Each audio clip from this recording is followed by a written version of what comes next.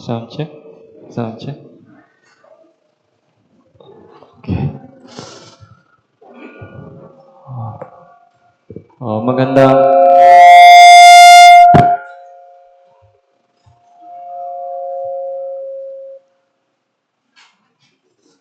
magandang umaga po sa inyong lahat.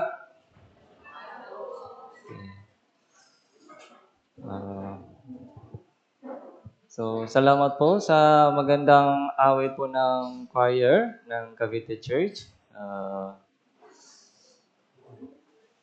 Kaya yung kanina, kinakabahan po ako dito sa likod. Pero habang nakikinig pa ako ng awit po ng choir, Cavite Church Choir, parang wala na yung kaba sa puso. So, bago po tayo mag-umpisa, tayo pong lahat ay umupo at manalangin sa Diyos. Banal at mahabaging Amang Diyos na makapangyarihan sa lahat at nagmamahal sa amin, salamat po sa umagang ito, sa inyong pagtawag sa amin upang makinig po kami ng banal na salita at magkaroon po ng banal na pakikitungo sa mga kapatiran sa inyong pangalan.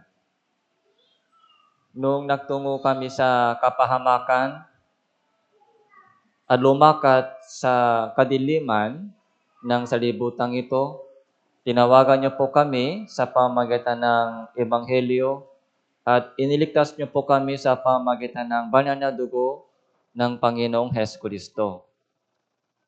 Lumalakat na po kami ngayon sa pamamagitan ng gabay at tulong ng Banal na Espiritu patungo sa buhay na walang hanggan at walang hanggang kaluwalhatian.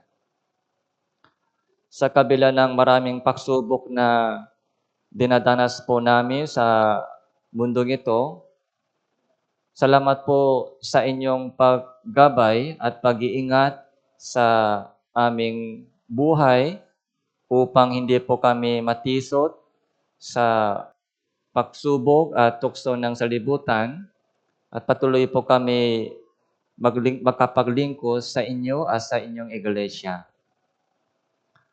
Sa umagang ito, samahan niyo po kami sa aming pakikinig at pag-aaral ng inyong banal na salita. Buksan niyo po ang aming puso at isipan upang makakita po kami ng banal na kalooban ng Panginoon. Magmula sa simula hanggang sa katapusan ng itong oras, sa iyo lamang po kami nagtitiwala at umaasa. Ito po yung aming panalangin sa pangalan ng Panginoon Hesukristo. Amen. So, buksan po natin ang ating Biblia, Roma chapter 12, Roma chapter 12, verse 1.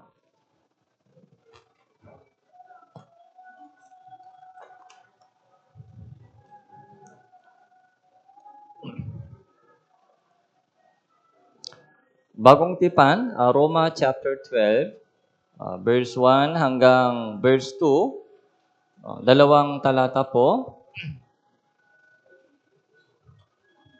Ay basahin po natin ito ng sabay-sabay. 3, 2, 1. Kaya nga, mga kapatid, isinasama ko sa inyo, alang-alang sa mga kahabagan ng Diyos, na inyong ialay ang inyong mga katawan na isang handog na buhay, banal at kasiya-siya sa Diyos, na siya ninyong makatuwirang paglilingkod. Huwag ninyong tularan ang salibutang ito, kundi magbago kayo sa pamamagitan ng pagbabago ng inyong pag-isip upang mapatunayan ninyo kung alin ang mabuti, kasiya-siya, lubos na kalooban ng Diyos.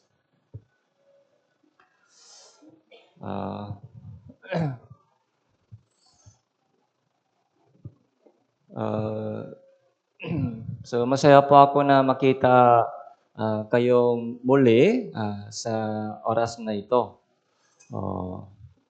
So nandito po yung mga kapatiran na yung mga unang kasama ko dito sa Cavite Church. Nagpapasalamat po dahil tuloy-tuloy po kayo nagpabantay ng pananampalataya hanggang sa oras na ito. Masaya rin po ako dahil nakikita ko rin po yung mga maraming bagong mukha, bagong ligtas sa pamagitan ng itong Cavite Church. Ay nawa tuloy-tuloy po yung pakilos ng Diyos dito sa Cavite. Sana mas maraming kapatiran, mas maraming naliligaw na kaluluwa ay maligtas at lumalawak po yung kaharian ng Diyos dito. So ngayon po ay pag-usapan po natin patungkol sa Roma chapter 12, verse 1 and 2. So ito pong Book of Romans ay isa sa mga pinakamahalagang Bible sa itong buong mga aklat ng Bible. So 66 books po ito, Lumang Tipan, Bagong Tipan, 39:27. So kung pipiliin po natin isang pinakamahalagang libro sa itong 66, yung Book of Romans ay isa sa mga pinakamahalagang libro. So dahil nandito po, lahat po ng mga mahalagang aral, mahalagang doktrina patungkol sa kaligtasan at pamumuhayang Kristiyano ay nandito na po lahat. Parang kompleto na po ito, Book of Romans. So from chapter 1 hanggang chapter 11 ay tinatawag po ito doctrinal part. Okay? From chapter 1 hanggang chapter 11. So from chapter 1 hanggang chapter 5 patungkol sa kaligtasan. So chapter 6 hanggang chapter 8, ito po yung pamumuhay Kristiyano, lalo na po yung mga pamumuhay na pinapanubayan ng banal na Espiritu. So from chapter 9 to chapter 11, so itong tatlong chapter po ay patungkol sa bansang Israel at yung mga hentil, yung Gentile, katulad po natin. So from chapter 12, so dito po nag-umpisa po yung mga mas practical, ito po yung practical part. So from chapter 12 hanggang chapter 16. So mga detail na guideline o instruction sa ating pamumuhay Kristiyano ay dito po nag-umpisa. Kaya nung nung kabataan pa po ako sa church, mga high school, na-save po ako nung high school second year. 15 years po ako noon. Na-save po ako hanggang ngayon. So dumaan po ako sa panahon ng kabataan at yung mga youth group, young adults group. So nung nasa kabataan pa po ako, so meron pong mga nag-challenge po sa akin na memorize yung isinasaulo daw ng isang pastors yung mga ilang chapter sa Bible. So yung chapter na isinasaulo po niya ay Isaiah chapter 53, 1 Corinthians chapter 13, tapos ito yung Romans chapter 12. Itong tatlong chapter daw ay nasa ulo na daw. Dahil ganun kamahalaga po yung Roma chapter 12. So, nag-try din po ako. So, napakalaking blessing habang na-memorize ko po yung mga buong chapter po ito. Kaya dito po, kompleto na po yung mga lesson para sa ating Christian living. Kaya yung sana po, ina-encourage ko rin po sa mga kapatiran dito So, itry po ninyo. So, yung memorize, yung Romans chapter 12. So, Pastor, mahina yung memorize ko. Mga isang talata pumasok, dalawang verse, wala. Pag dalawang verse pumasok, apat na verse, wala. So, okay lang po. Yung walang shortcut sa Bible memorizing, walang shortcut. Ano po yung pinaka-best way sa memorizing? Ulit, paulit-ulit.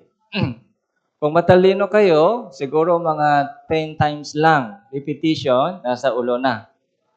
Pero kung bihira po ganun katalino, kung mahirap sa 10 times, so 50 times. Repetition. Mga 100 times. Mga ilang beses po kayo hanggang nasa ulo. So repetition, habang inuulit yung mga Bible verse reading, so yung mga lesson po ay pumapasok sa ating isip at puso. Parang yung mga baka, anong tawag po? Yung sa bibig, ngumunguya. Ngumunguya. Tama po? Yung mga sa bibig, kahit yung mga laman sa tiyan ay ipinabalik. Tapos, ngumunguya siya. Kaya hanggang yung mga lahat po ng mga ingredients doon sa pagkain, sa bibig ay parang ina-absorb sa katawan. So yung memory verse po ay parang ganun po. Hindi lamang po yung mga reading, pati po yung mga repetition, meditation. Habang nabe-meditate po natin yung Bible verses, ano po yung nangyari? Yung ating pagkaunawa sa Bible, words of God, ay lumalalim. Yun po yung nangyari. Lumalalim po yung ating pagkaunawa sa pagkatikim at pagkaunawa sa words of God. So, yung halo-halo, yung ice cream, halo-halo, lumalalim, sumasarap. Okay? Sumasarap. Ganun din po yung words of God. Kaya, so habang tumatagal po tayo sa Christian living, wag po tayo makontento sa mga pakikinig lang sa Sunday. Huwag po tayo makontento sa mga pagbabasa lang. So, kailangan po yung pagbulay-bulayan po natin yung words of God. So hanggang nasa ating puso, hanggang maisabuhay po natin yung ating mga natutunan sa words of God. So yung title po natin ngayon sa sermon ay A Living Sacrifice. Isusulat ko po dito.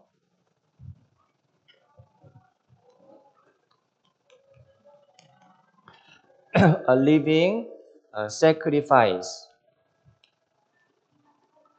So ito po ay reasonable sa service sa English Bible. So reasonable service.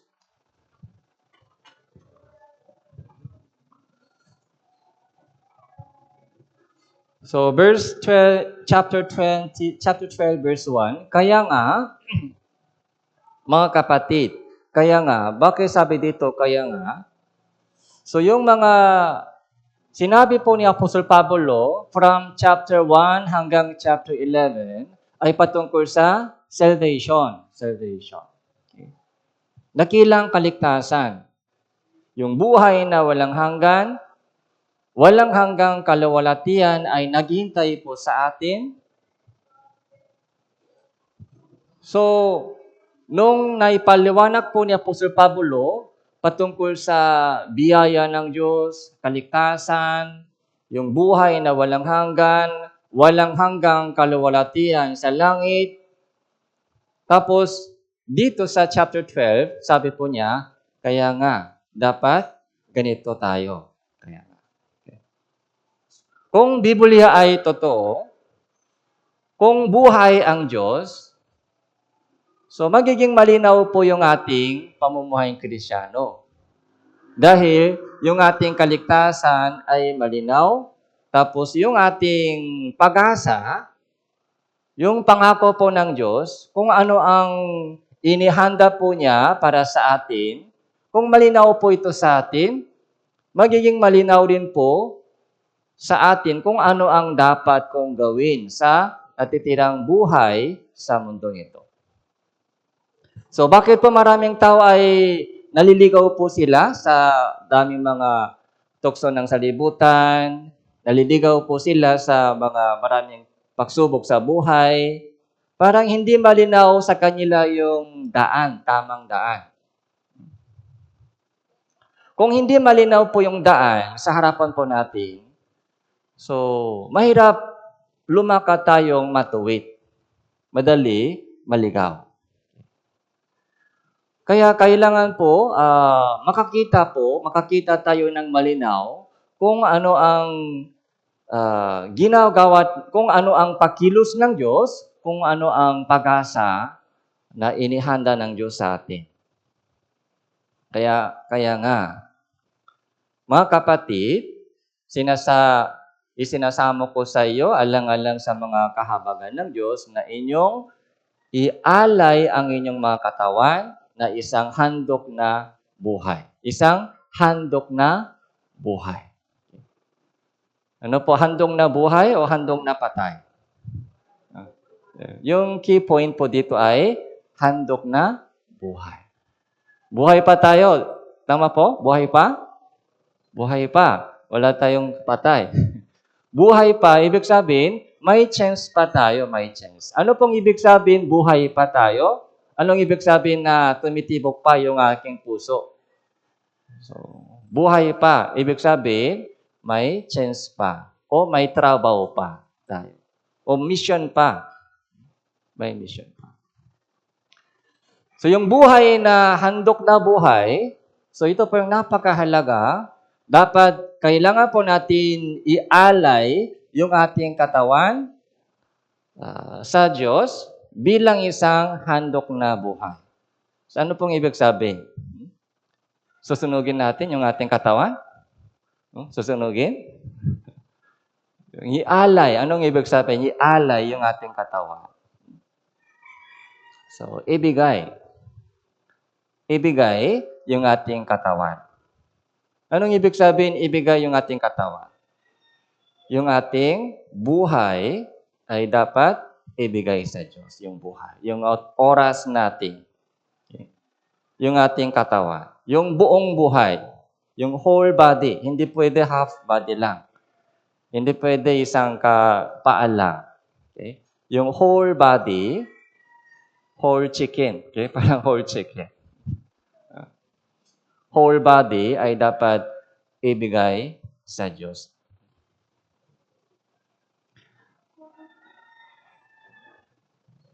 Sa lumang tipan po, ano po ang inialay ng mga Israelita? Sa lumang tipan, yung mga hayop ay inialay po ng mga Israelita. Pumunta po tayo sa Hebreo chapter 10.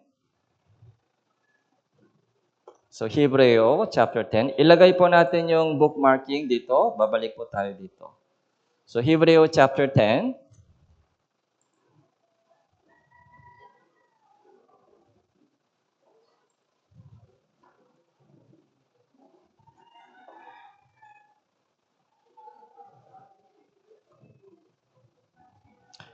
Verse 1. Babasahin ko po mga ilang talata. Yamang ang kautusan ay anyino lamang ng mabubuting bagay na darating at hindi ang tunay na larawan ng mga bagay na ito. Kailanmay hindi nito mapapasaktal ang mga lumalapit sa pamamagitan ng ganun ding mga alay na laging inihahandog taon-taon.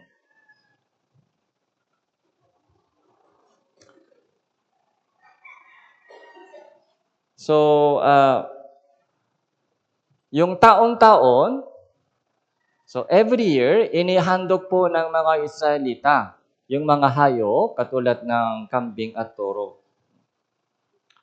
So kagaya po ng mga memory verse kanina, Hebreo chapter 9 verse 12. Okay? Hindi sa pamamagitan ng dugo ng kambing at toro. So, kundi sa pamamagitan ng kanyang sariling dugo. Yung dugo ng kambing at toro. So, yun po yung inialay ng Israelita sa lumang tipan doon sa tabernakulo taon-taon. Sa kanilang kalendaryo ay July 10 sa kanilang kalendaryo. So, may specific yung lugar sa sanctuaryo, sa tabernakulo, tapos may panahon, may petsa, July 10. Okay. Tapos, doon po sa tabernakulo. So, inialay po nila yung hayop, kambing, o tupa para sa kasalanan po nila. Pero hindi pa yan saktar na handog. So, verse 4,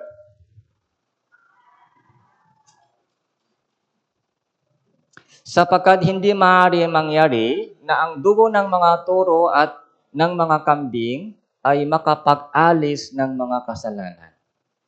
So, hindi pwede. Yung dugo ng hayop ay hindi pwede makapag-alis ng kasalanan ng tao.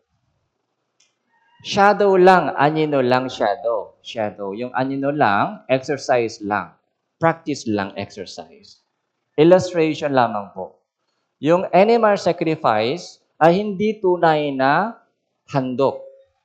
Shadow lang. Okay.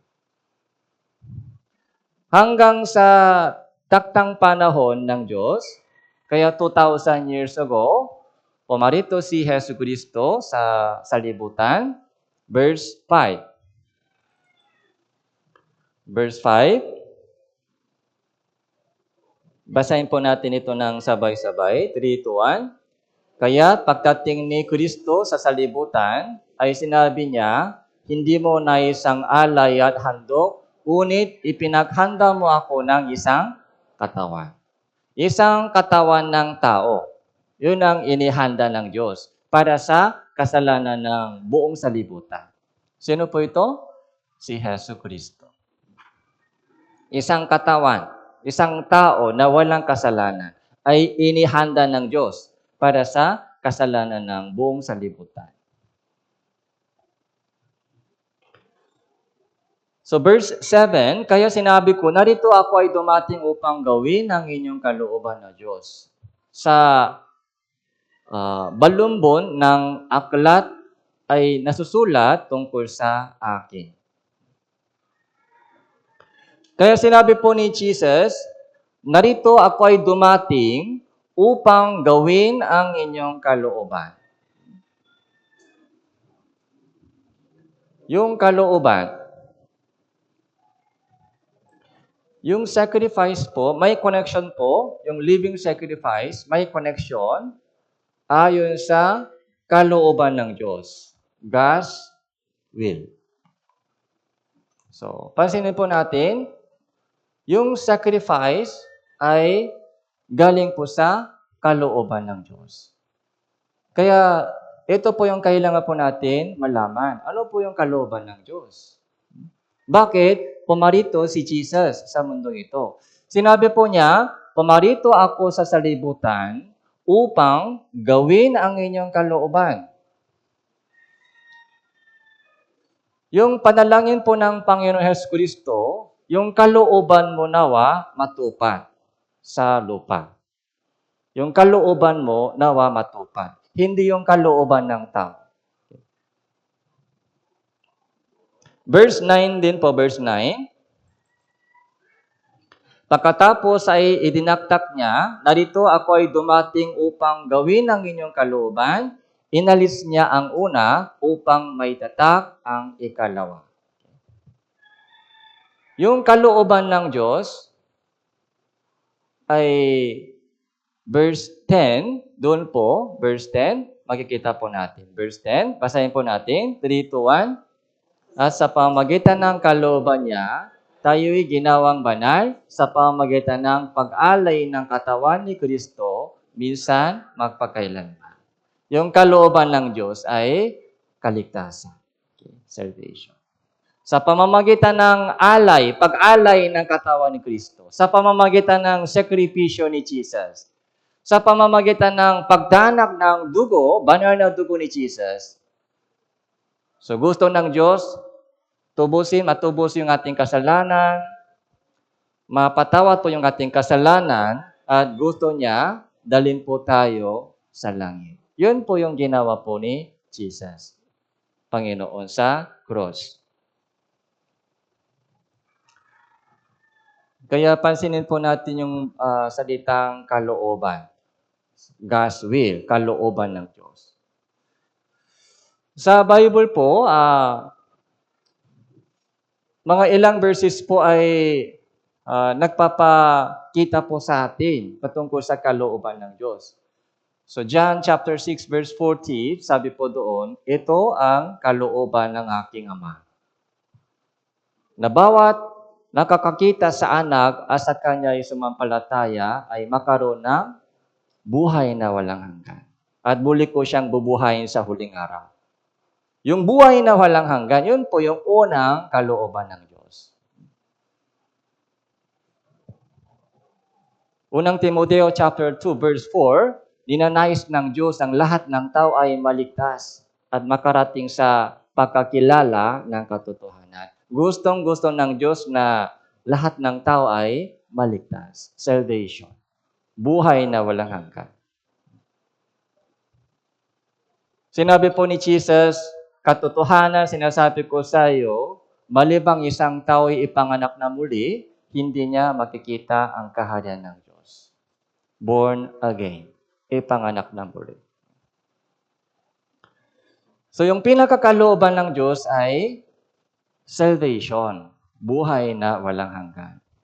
Yung born again, anong ibig sabihin born again? Pangalawang kapanganakan. Yung born again, hindi po tungkol sa ating katawan. Ito po yung tungkol sa ating espiritu. Kaya born again, so pag nakita po natin yung born again, ano po yung dapat natin malaman? May espiritu. May espiritu ako. Mas mahalaga yung espiritu kaysa katawan.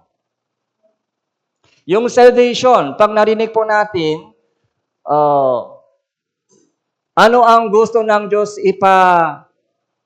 ipaalam sa atin sa pamagitan ng salitang salvation? Yung salvation ay nagtuturo po sa atin may impyerno. Dapat maligtas, lahat ng tao ay maligtas magmula sa impyerno. Kung walang impyerno, hindi kailangan salvation. Bakit kailangan salvation? Dahil may impyerno. Okay. Pero yung panalangin po ng maraming tao sa ating panahon, yung kanilang prayer, sana walang sakit, sana walang problema sa buhay, sana walang disgrasya. Yung hinahanap nilang salvation ay hindi mula sa impyerno, kundi mula sa problema sa mundo. So, ibang klaseng salvation. Pag sinabi po natin yung buhay na walang hanggan, ano po ang inisip po natin? Ano ang dapat natin malaman? Buhay na walang hanggan. Saan po mangyari yung buhay na walang hanggan? Dito sa lupa o doon sa kaharian ng Diyos? Yung buhay na walang hanggan, hindi po yan mangyari dito sa lupa. Yung buhay natin dito sa lupa ay may katapusan. 78 years. Kaya sabi sa Biblia, yung buhay ng isang tao ay parang isang damo lang. Yung kalawalatian sa buhay, parang isang bulaklak ng damo, ay hindi tumatagal. Sandaling panahon. Okay. Ano ang inyong buhay? Isang singaw na sandaling lumitaw, isang singaw, yung parang usok lang na sandaling panahon lumilitaw, pagkatapos, disappear. Yung usok lang, yung buhay natin. Parang usok, isang damo lang. Napakaiksi.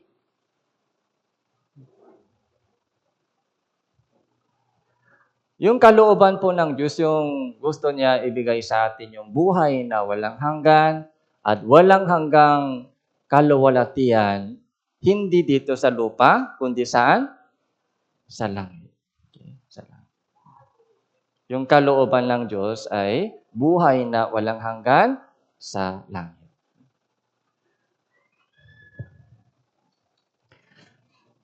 So pumarito si Jesus, Panginoong Hesus Kristo, sa salibutan upang gawin ang inyong kalooban. Kaya bago po namatay si Jesus, ano po yung sinabi niya? Yung huling sinabi. It is finished. Okay. So, tinupat ko na ang kalooban. So, John chapter 17 po. John chapter 17. Juan chapter 17.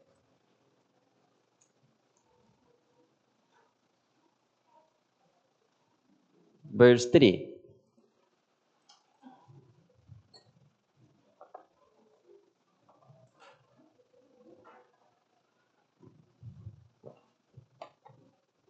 At ito ang buhay na walang hanggan, ikaw ang makikilala nila na isang Diyos na tunay, si Hesus Kristo na inyong sinugo. Verse 4, niluwalhati kita sa lupa. Sa pagkatapos ko ng gawain, ibinigay mo sa akin.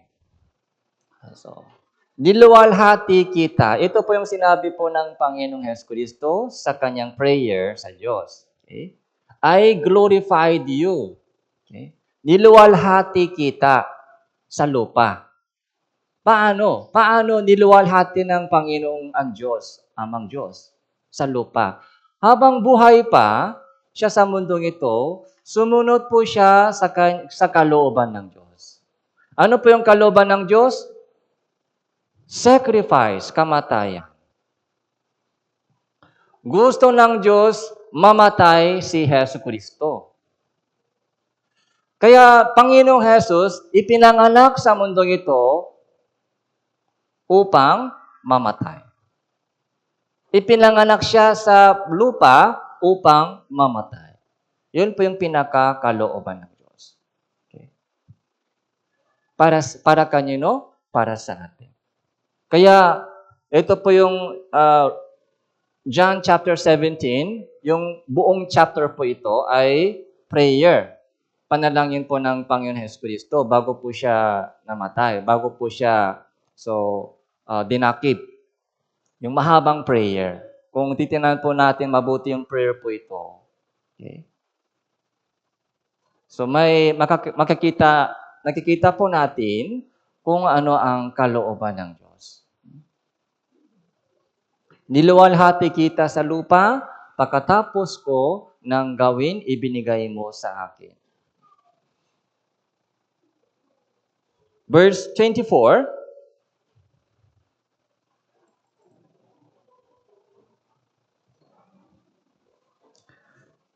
ito po yung pinaka-highlight sa prayer ni Jesus. Basahin po natin, 3, 2, 1.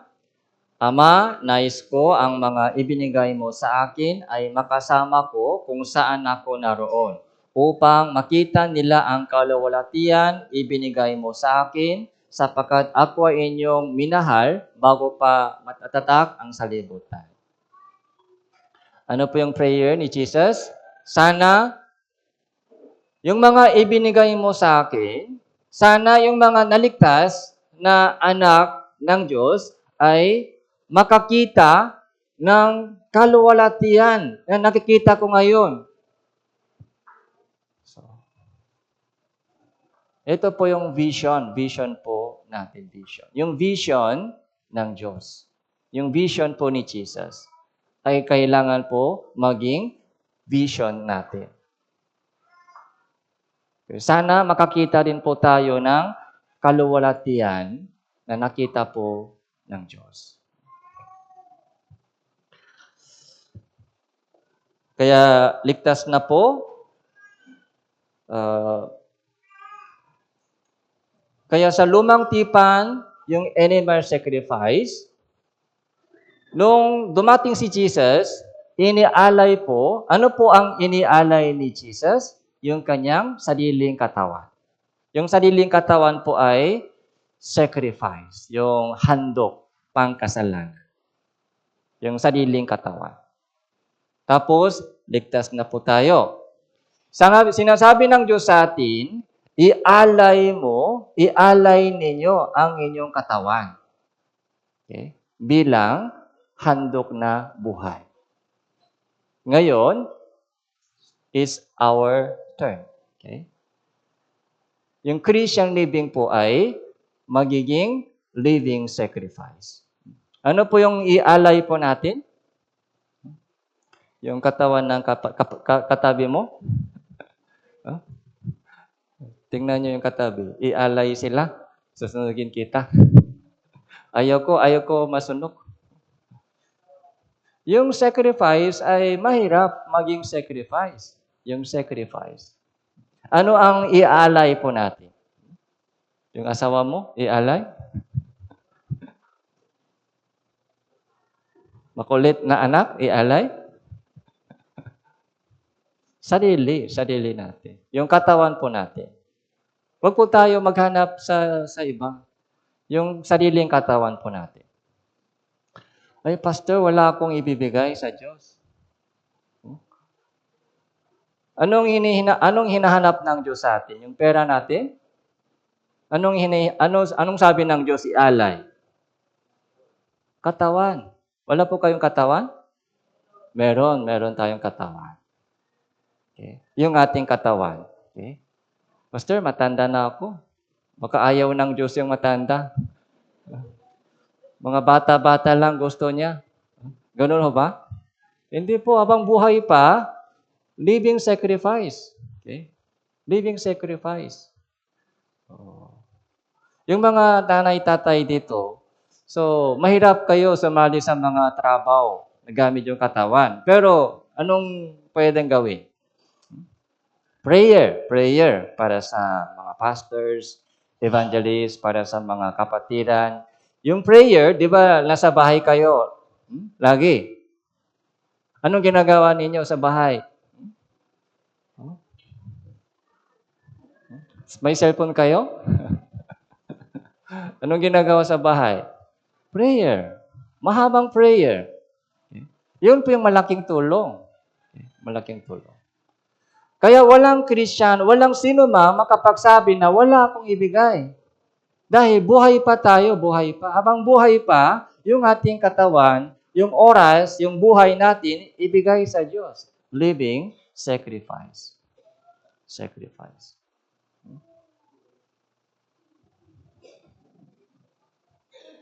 Unang Pedro chapter 2.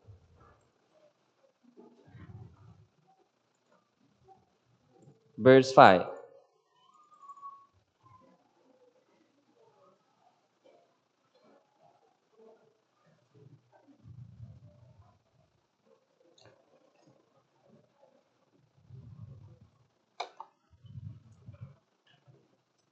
Tulad ng mga batong buhay, hayaan ninyong kayo'y may tayo bilang espiritual na bahay tungo sa banal na pagkapare. Upang mag-alay ng mga espiritual na handog na kasiya-siya sa Diyos sa pamamagitan ni Jesucristo. Yung banal na pakapare.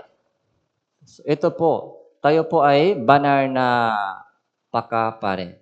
Yung priesthood, banal, holy and royal. Sa verse 9. Okay?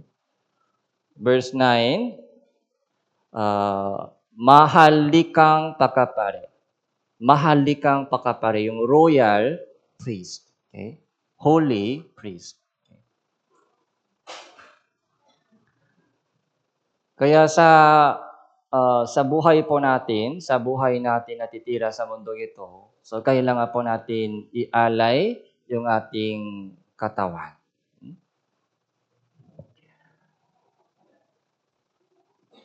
So, meron pong isang verses na nagbibigay sa atin ng idea kung ano ang living sacrifice. So pumunta po tayo sa 1 Corinthians chapter 10 verse 31. 1 Corinthians chapter 10 verse 31.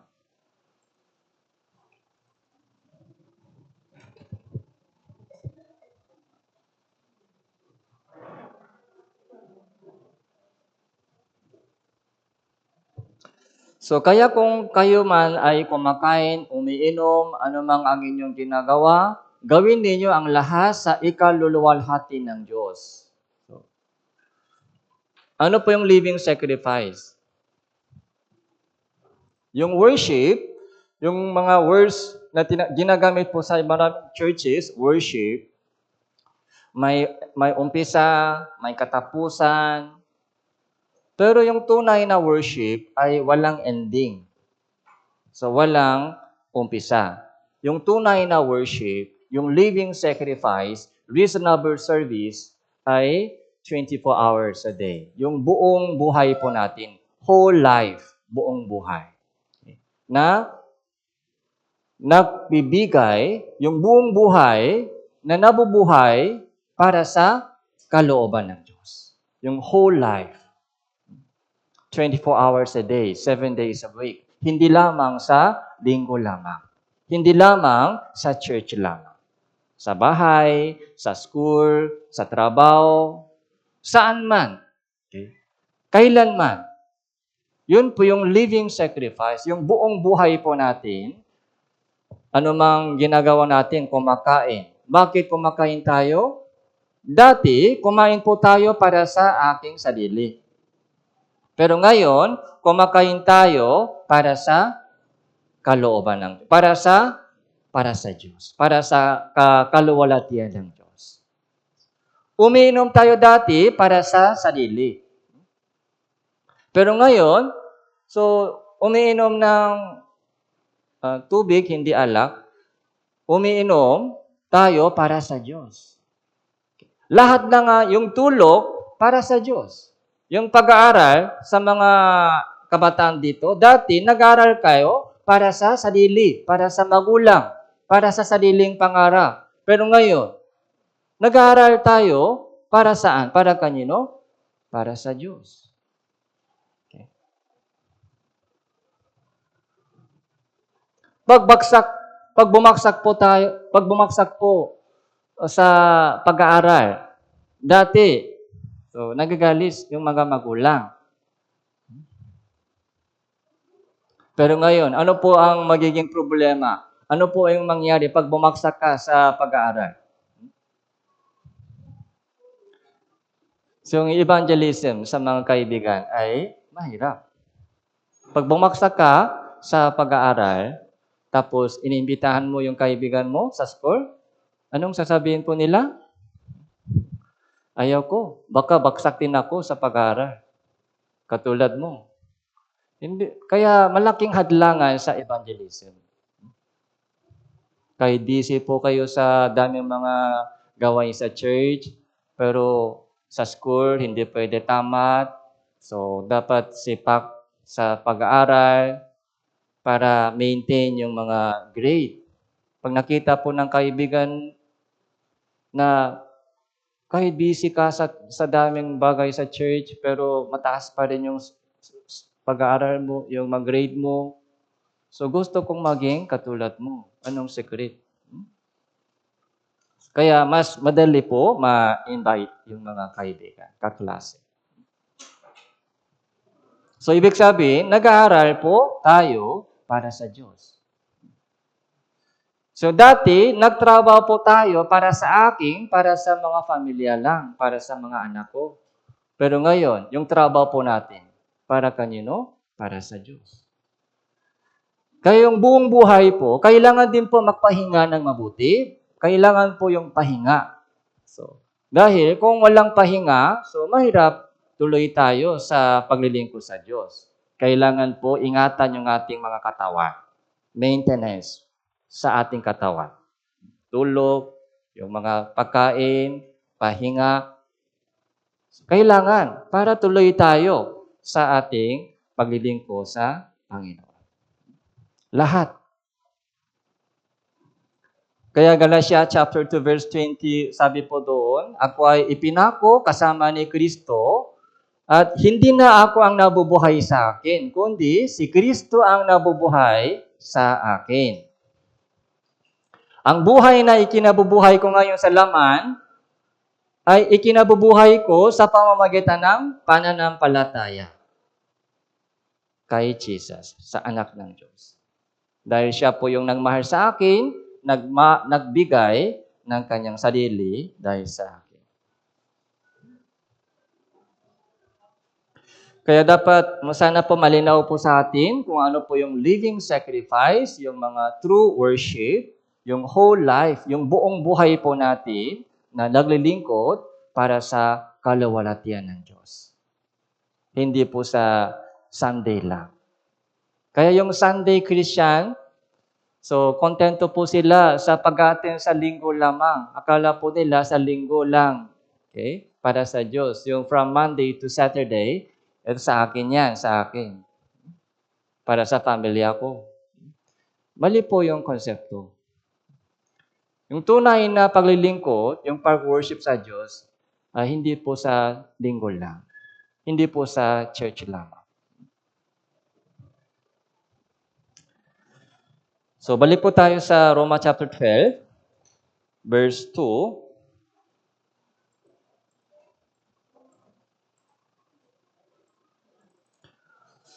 Huwag ninyong tularan ang salibutang ito, kundi magbago kayo sa pamamagitan ng pagbabago ng inyong pag-iisip upang mapatunayan ninyo kung alin ang mabuti, kasiya-siya, alubos na kalooban ng Diyos.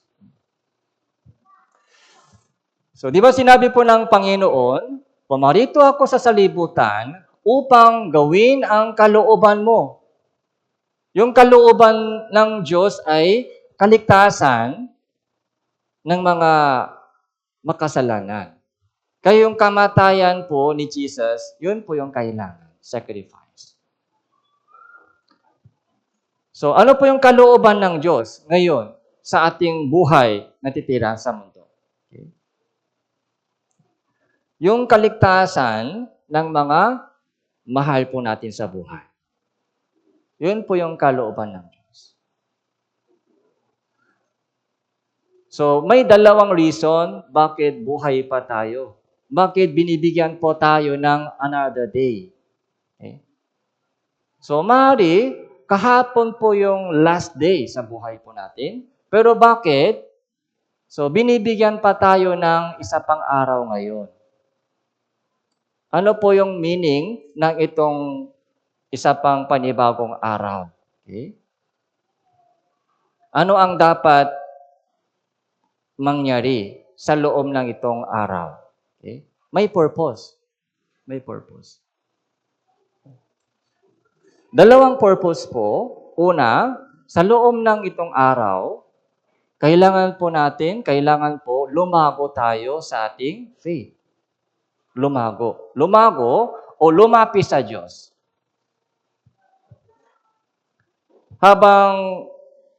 Kaya sa ating pamumuhay Kristiyano, kailangan po natin mapalapit, lumapis sa Diyos, lumago sa pananampalataya at pagkakilala sa Diyos. Yun po yung unang reason.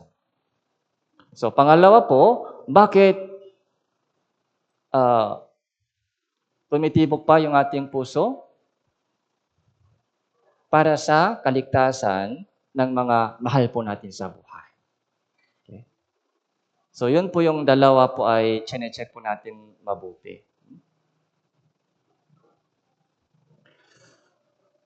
Huwag ninyong tularan ng salibutang ito. So, ano po yung lakat po? Ano po yung takbo ng salibutan ngayon? So, lalo po sa ating panahon, pagulo na pagulo po yung takbo ng mundong ito. So, tingnan po natin sa Bible. 2 Timoteo chapter 3, verse 1.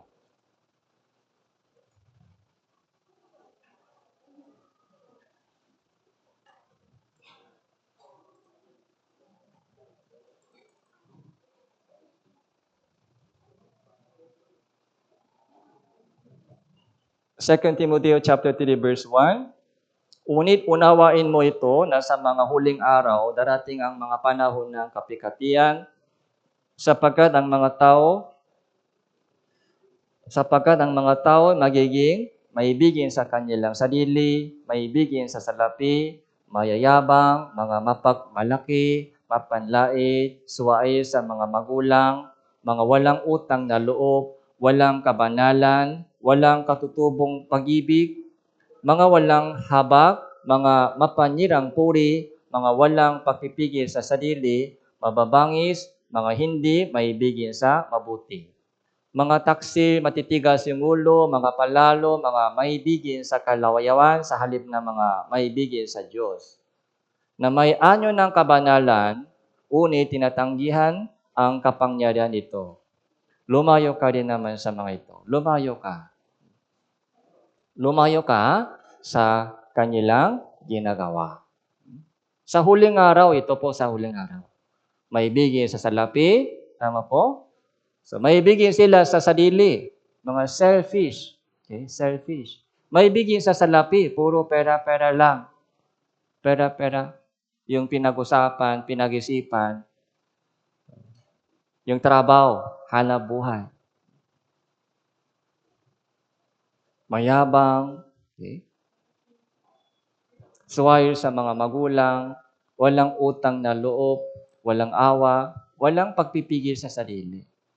Self-control. Chapter 4, verse 3, 2 Timoteo chapter 4, verse 3.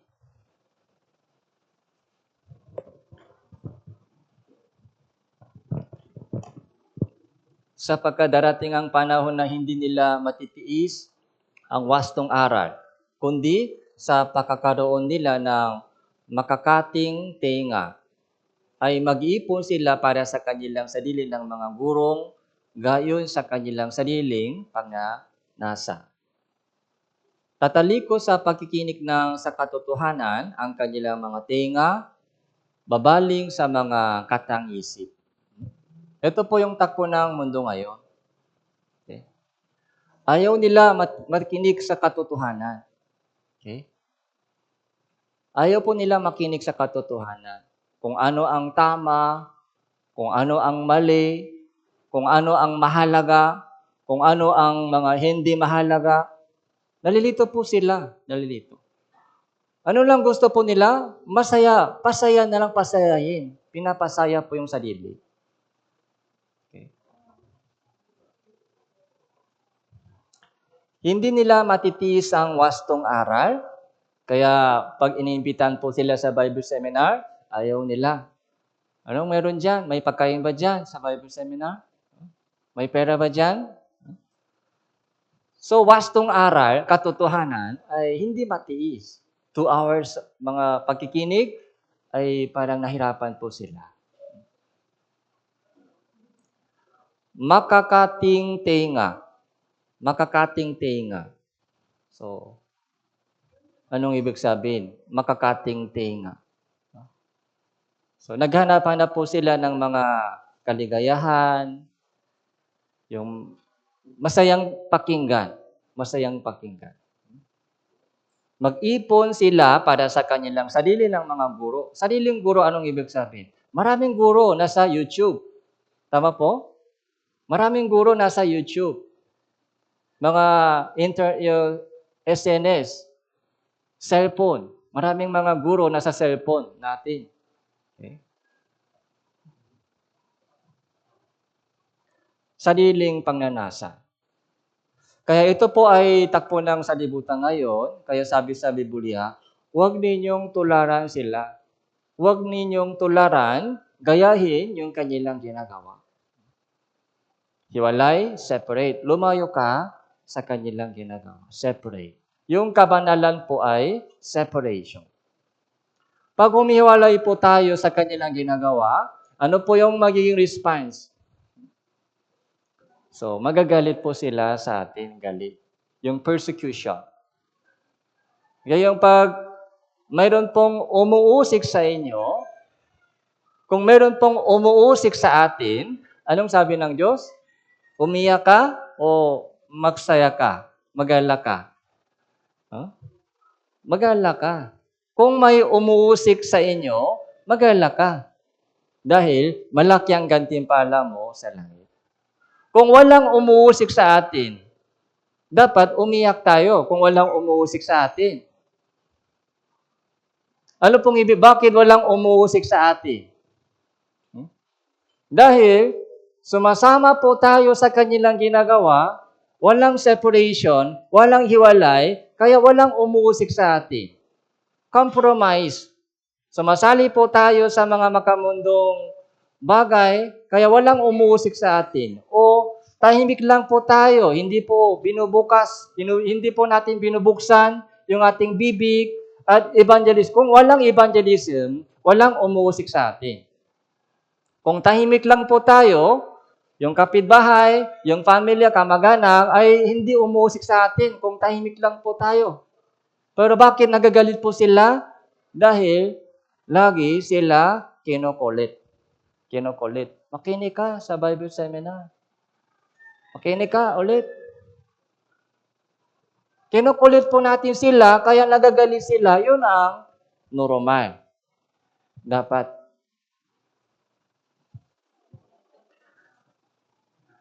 Lahat ng ibig mabuhay na kabanalan ay daranas ng pag-uusik.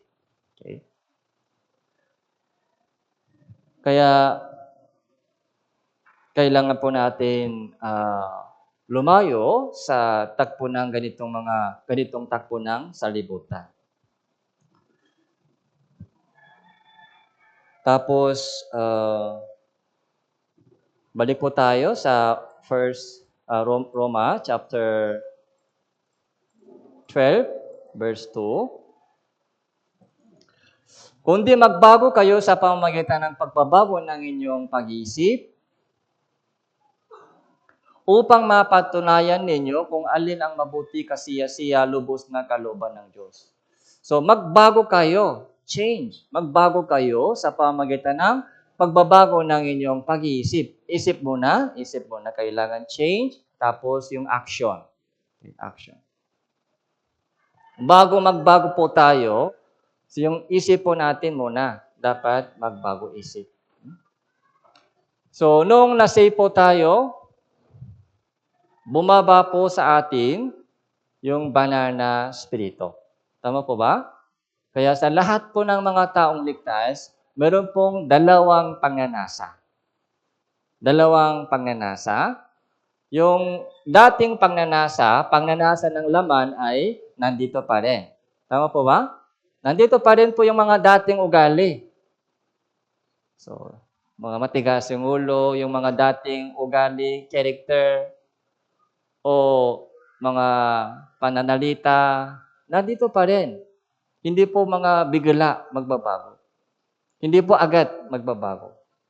Pero, bukod pa sa itong dating pagnanasa, meron na po tayong panibagong pagnanasa. Saan galing po ito, panibagong pagnanasa? Hindi galing sa atin, kundi galing sa Diyos. Ito po yung pagnanasa ng Holy Spirit. Kaya ito po yung dalawang pagnanasa ay nakikipaglaban araw-araw.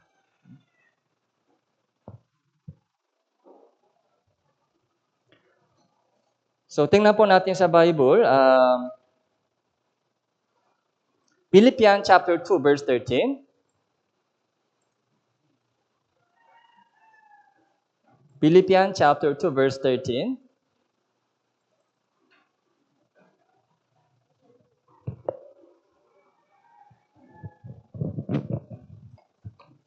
Yung changing po, yung pagbabago sa ating isip,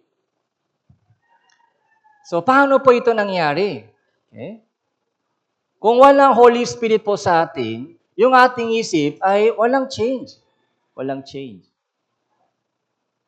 Pero dahil sa pagkilos ng Holy Spirit, verse 13, sapagkat Diyos ang gumagawa sa inyo maging sa pagnanais at sa paggawa para sa kanyang mabuting kalooban.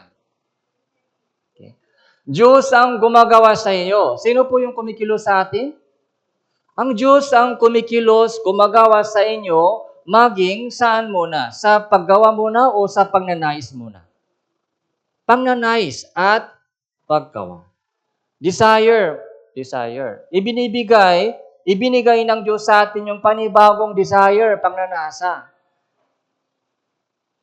Yung pagnanasa, yung banal na pagnanasa. Yung holy desire. Kung wala po tayong itong pagnanasa ng Holy Spirit, yung Christian living ay impossible. Bagsak tayo agad, bagsak. Kung sa ating sariling kakayahan, kahit gumagawa tayo ng mga resolution araw-araw, so bagsak tayo agad, bagsak. Dahil sobrang daming mga tukso ng salibutan ay nandyan pa rin. Habang nandito pa tayo sama-sama, nakikinig ng salita ng Diyos, ay parang punong-puno na, puspos po tayo ng Holy Spirit. Pero pag umuwi na po tayo, puno pa rin ng Holy Spirit? Pag bumalik po tayo sa mga realidad sa bahay, yung mga pamilya na hindi pa ligtas, nagagalit, ingay, daming mga tukso ng salibutan, kapitbahay, sa kaklase, sa katrabaho. Mahirap. Mahirap po natin labanan ganong mga kaaway. May 3 kaaway tayo. May 3 kaaway sa Christian living. Sino po itong 3 kaaway? Sarili, tapos salibutan, at Satanas. Okay? Nandyan palagi yung sariling pagnanasa ng laman, yung salibutan. Okay? Kaya kung wala po tayong gabay at tulong ng Holy Spirit, baksak tayo agad. Hindi kaya natin. Mahina tayo, mahina. Kaya, inilagay tayo ng Diyos sa iglesia. Okay? Pag ako lang nag-isa, hindi kaya. Pero pag sama-sama tayo, kayang-kaya natin. Labanan yung salibutang ito. Kaya, inilagay po tayo ng Diyos sa iglesia ng Diyos, tapos isinugo ng Diyos sa atin yung kanyang Holy Spirit. Yung Holy Spirit po ay lagi gumagabay sa atin, tumutulong sa atin. Kaya isang taong ligtas po, isang tao na ligtas ay hindi na masaya sa dating pamumuhay. Sa dating pamumuhay. So, sa mga dating tropa, sa dating barkada, hindi na masaya. Dati, masaya doon. Pero ngayon, hindi na. Maaari po matisod po tayo sa tukso ng salibutan, maaari po matisod. Dahil, meron pa po tayong likas ng kasalanan. Pero, dahil hindi masaya sa kasalanan, kaya bumabangon agad. Bumabangon. Ito po yung dahil sa banal na spirito.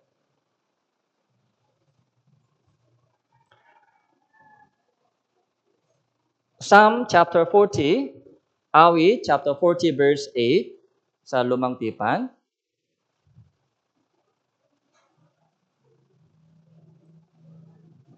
Verse 8.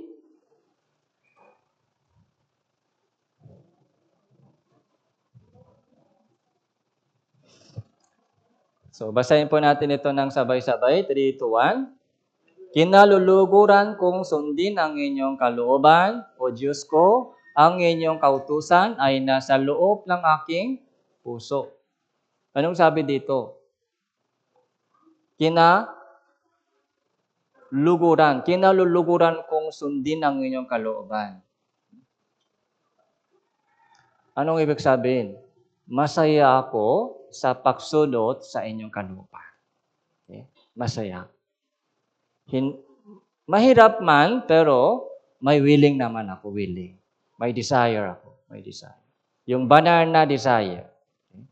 Sa kabila ng maraming mga challenges, hindi po madali Christian living, hindi po madali pag-attend sa church. Daming mga trabaho. Pero bakit nasa church po tayo? Dahil pag umaten tayo sa church ay nakikinig ng salita ng Diyos, mabigat pa rin yung puso o masaya na? Masaya na. Bago umalis sa bahay, parang mabigat ng konti. Dahil maraming trabaho, maraming mga alalahanin sa buhay. Dalawang isip minsan, pahinga na lang ako sa bahay. Next Sunday na lang. Pero pagdating sa church, ang nakikinig ng salita ng Diyos at fellowship, so dalawang isip pa rin? Hindi po. So buti nga, nandito ako ngayon. Kaya narinig ko yung testimony ng itong brother, o itong mensahe ngayon ay parang para sa akin ngayon. So, ganun po yung nangyari. Kaya next time, balik naman. Balik naman. Sa evangelism, mahirap po ma-evangelism. Mahirap mahikayat yung mga ibang kaluluwa. Parang kambing sila, kambing. Pag hindi hila, sumusunod sila. Matigas yung ulo, kambing. Mahirap dalhin sila dito. Kaya minsan sacrifice. Okay? Luha, pawis, minsan gastos yung pera para dalhin sila dito. Pero kung ligtas na po, isang kambing, naging tupa na, masaya. Di ba? Masaya. Sobrang saya. Kaya next time, hinahanap pa rin yung ibang kambing. Sino ang dadalhin ko this time?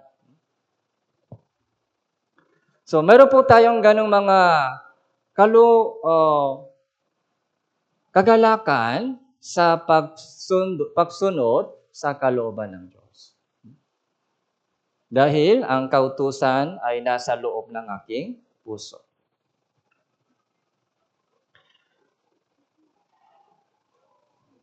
Kaya sa ating pamumuhay Kristiyano, so kailangan po natin hanapin yung dakilang kalooban ng Diyos. Tapos yung ating katawan, yun po yung kailangan ialay. Kailangan sunugin yung ating katawan. Yun po yung sacrifice. Pwede sunugin yung ating katawan para sa Diyos? O ayaw pa rin? Mainit? Matakot sa apoy? Yung alay, sa madaling salita, sunugin yung ating katawan, yung buhay natin sunugin. Tunawin yung ating buhay. Okay? Ibuhos yung ating buhay. Okay? Buhos. Para sa kalooban ng Diyos. Sacrifice. So, balik po tayo sa Roma chapter 12.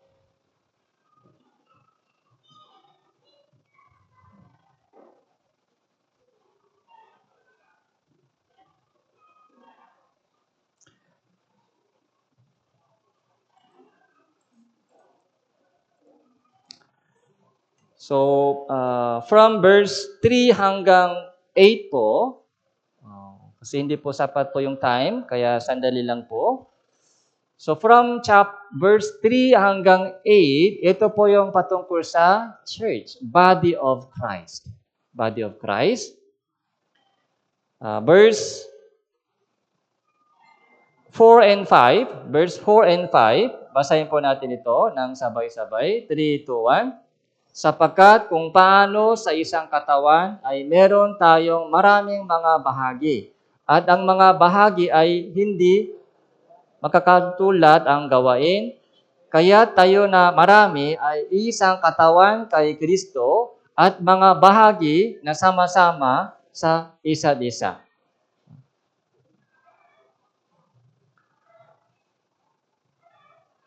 So, napakahalaga po yung lesson from verse 3 hanggang 8. Ito po yung patungkol sa iglesia, katawan ni Kristo. So, madalas po ay narinig po natin yung sermon patungkol sa church.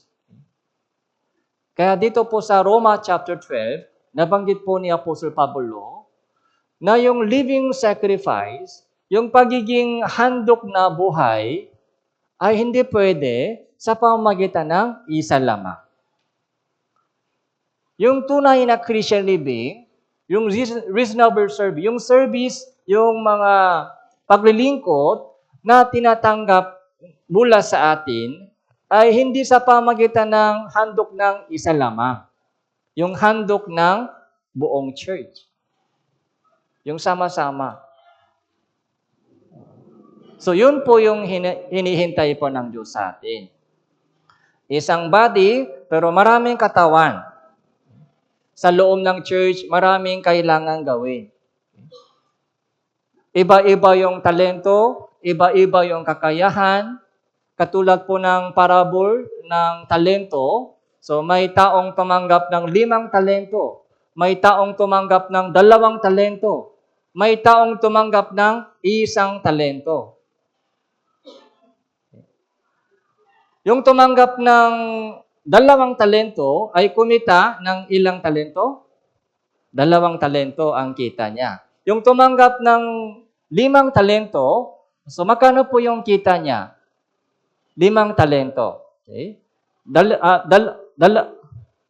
talento. Yung 5 talento, 2 talento, alin po ba mas malaki? Ito, di ba? Pero nakasulat sa Biblia, pareho po yung pagpupuri ng Diyos sa itong dalawa. Pareho. Kahit kumita ng 2 talento o 5 talento kita, parehas po yung pagpupuri ng Diyos sa kanila. Ibig sabihin, iba-iba yung ang talento po ibinigay ng Diyos sa atin. Meron pong taong matalino, meron pong taong mas matalino, okay? Meron pong taong malakas yung katawan, meron pong taong na marunong, so kumanta ng maayos, o magaling sa cooking. Okay? Iba-iba po yung mga talento na ibinigay ng Diyos sa atin. Hindi pwede mag-complain tayo sa Diyos. Bakit isa lang ako? Siya 5. Bakit 2 na ako? Siya ay 10. So, hindi dapat mag-complain sa Diyos. Ang mahalaga po ay sa buhay na ibinigay ng Diyos sa atin. So, maging tapat pa ako sa talento na ginagamit ko ba itong talento para sa Diyos? Yun po yung mahalagang tanong. Kahit maraming talento ibinigay ng Diyos sa atin, matalino siya, lahat ng talento ay nasa Kanya, magaling siya sa mga maraming bagay, malakas yung katawan, magandang awit. Pero kung hindi niya ginagamit po yung talento para sa Diyos, useless po yun, useless. Useless po yung kanyang daming talento. Pero kahit isang talento na ibinigay ng Diyos sa akin, halimbawa, katawan lang. Wala akong ibang talento, katawan lang. Okay? Pero kung gagamitin po niya yung kanyang katawan para sa Diyos, maglilinis, halimbawa, maglilinis ako. Linis. Kahit walang ibang talento, marunong ako maglinis. Maglinis sa CR lagi. Ginagamit po niya yung kanyang isang talento para sa Diyos. Malaking gantimpala.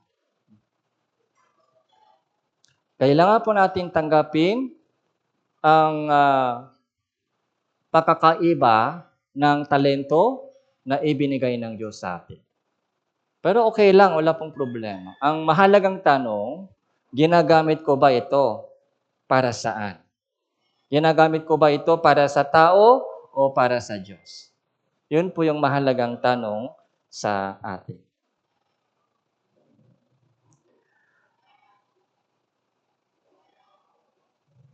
So, yung ito yung Roma chapter 12, so verse 1 hanggang verse 8 po.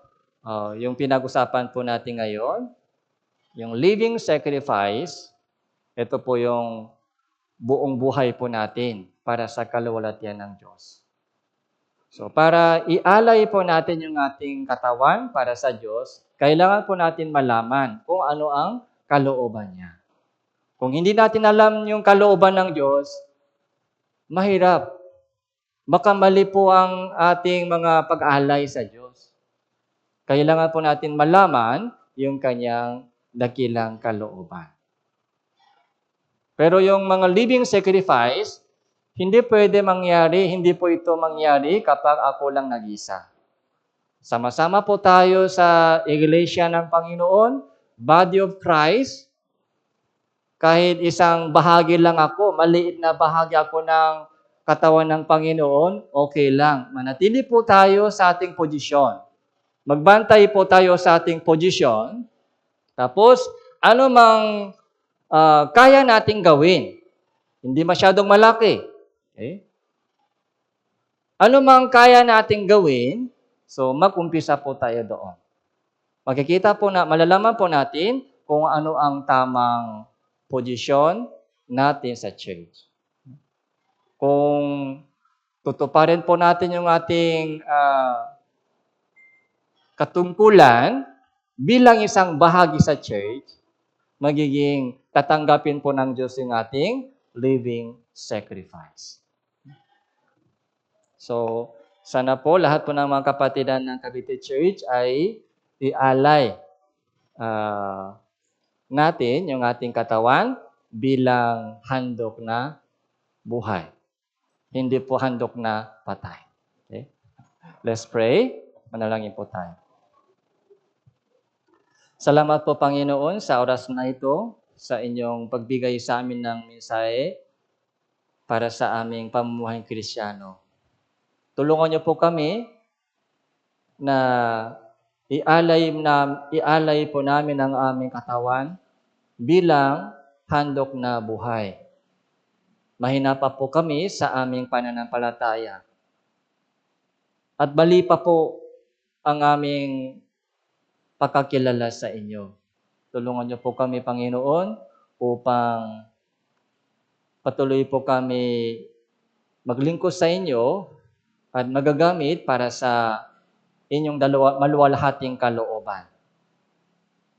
Ipinagtitiwalaan po namin ang aming buhay na natitira sa lupa sa inyong mahabagin na makapangyarihan kamay. Ito po yung aming panalangin sa pangalan ng Panginoon Jesu Kristo. Amen.